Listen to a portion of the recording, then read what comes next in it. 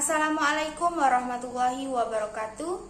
Perkenalkan, nama saya Dian Faresi, NIM 152000179, kelas 2F, Prodi Ilmu Pemerintahan, Fakultas Syariah. Baiklah, di sini saya akan menjawab pertanyaan UAS mata kuliah Pengantar Administrasi Negara. Yang pertama, jelaskan paradigma administrasi negara. Paradigma administrasi negara. Istilah paradigma ini semakin lama semakin berkembang. Biasa digunakan dalam berbagai bidang kehidupan dan ilmu pengetahuan, misalnya politik, ekonomi, budaya, dan budaya-budaya lainnya. Begitupun juga dengan ilmu administrasi negara yang memiliki fungsi menurut Goethe sebagai pelaksanaan kebijakan-kebijakan negara.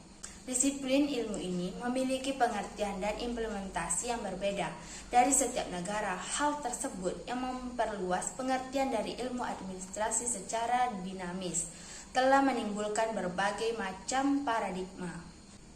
Sehingga para ahli disiplin ilmu ini dituntut untuk mencermati setiap fase perjalanan dari ilmu administrasi itu sendiri. Yang kedua, mengapa ilmu administrasi perlu dipelajari? Jelaskan disertai contohnya. Ilmu administrasi perlu dipelajari karena ilmu administrasi penting pada setiap organisasi keahlian administrasi. Diperlukan untuk mengelola dan mengatur perencanaan serta kegiatan kerjasama antar anggota organisasi, agar tujuan dari organisasi tersebut dapat berjalan lurus dan sebagaimana mestinya. Contoh, seperti seseorang atasan yang memberikan aturan serta tata cara bekerja terhadap pegawainya. Yang ketiga, mengapa kehidupan manusia tidak bisa lepas dengan administrasi negara? Jelaskan beserta contohnya. Kehidupan manusia tidak bisa lepas dari administrasi negara karena kehidupan manusia membutuhkan keteraturan hidup.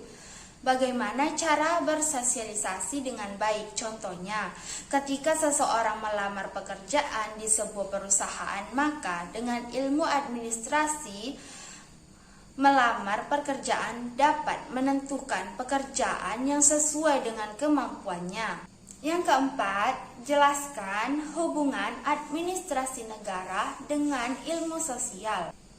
Administrasi negara merupakan ilmu di dalamnya membahas tentang manusia yang bekerja sama untuk mencapai tujuan bersama, yang mengandung banyak sifat ilmu sosial dalam metode studi, sehingga administrasi negara tergolong sebagai salah satu ilmu sosial. Yang kelima, bagaimana dampak perkembangan teknologi terhadap administrasi? Jelaskan disertai contohnya. Dampak dari teknologi terhadap administrasi yaitu penggunaan teknologi perkantoran memberi dampak positif dan negatif.